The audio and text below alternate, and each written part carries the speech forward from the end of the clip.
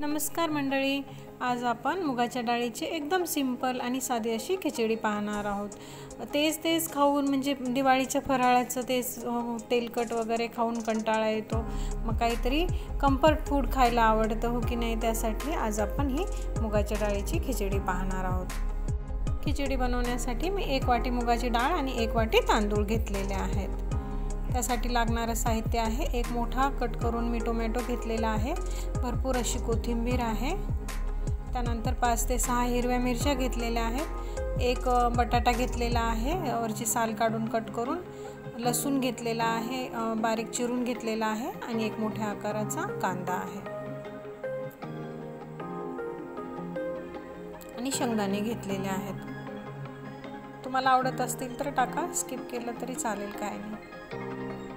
गॅसवर मी कुकर ठेवलेला आहे आणि त्यामध्ये 2 चमचे तेल टाकून घेऊया। तेल गरम झाल्याच्या नंतर आपण शेंगदाणे टाकून घ्यायचे आहे। शेंगदाणे व्यवस्थित म्हणजे तळले, त्यामध्ये लसूण टाकलेला आहे मी आणि त्यानंतर हिरव्या मिरच्या टाकलेल्या आहेत। ते व्यवस्थित परतून घेऊन मग मी कांदा टाकलेला आहे। अगदी साधी आणि सिंपल अशी खिचडी आहे, चवीला एकदम भारी लागते ही खिचडी। थोडंसं परतून घेऊया आपण आणि त्यामध्ये जो बटाटा कट करून ठेवलेला आहे तो टाकून घ्यायचा आहे आणि व्यवस्थित परतून घेऊ।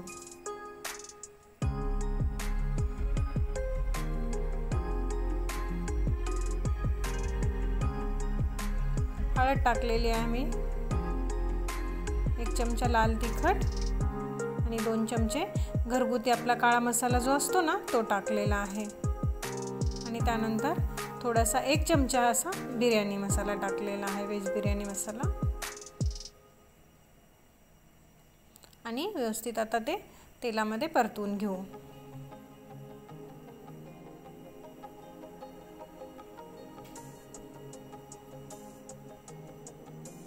आणि त्यानंतर तांदूळ हे स्वच्छ धुवून घेतलेले आहेत ते आपण टाकून घ्यायचे आहे।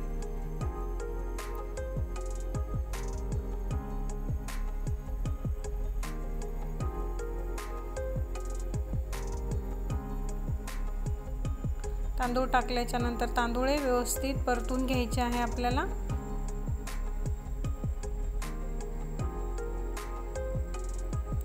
आणि हे पाणी जे आहे ना ते मी गरम पाणी टाकलेलं आहे, मीठ सुद्धा टाकलेलं आहे, ॲक्च्युली मी दाखवायचं विसरले।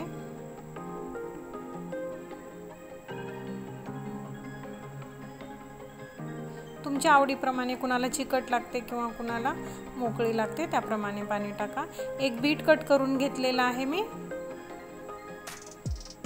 टोमॅटो आणि कोथिंबीर ही आपल्याला लास्टला टाकायची आहे। थोडंसं हलवून आता आपण झाकण लावून त्याच्या 2 शिट्ट्या करून घ्यायच्या आहे।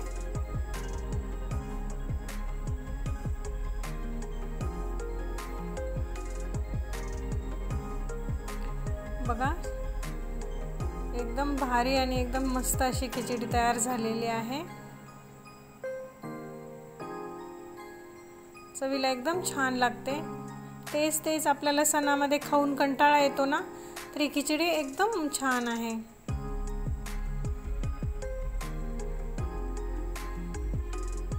खिचडी मला आवडली का ते मला नक्की सांगा, आणि व्हिडिओ आवडला असेल तर व्हिडिओला लाईक, शेअर आणि आपल्या चॅनलला सबस्क्राईब करा।